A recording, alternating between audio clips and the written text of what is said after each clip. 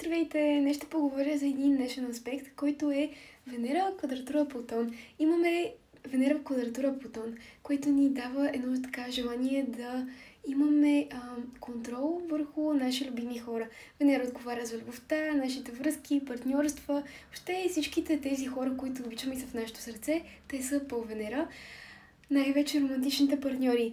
А Плутон е контрола, манипулациите, лъжите, въобще доколко имаме доверие на другия човек. В този период може така доверието ни да бъде разклатено по някакъв начин или да имаме едно желание да контролираме нашия партньор, нашето дете, наш любим човек, който обичаме. Това може да се прояви, нали, и да създаде конфликт, така че е важно този период да внимаваме с контрола, манипулациите, лъжите, въобще тези неща, които на нито един от нас не са му приятни. Ако искаш да разбереш повече за това какво ти носи това влияние астрологично за теб самия, може да се свържем на лично съобщение и да ти направя лична прогноза.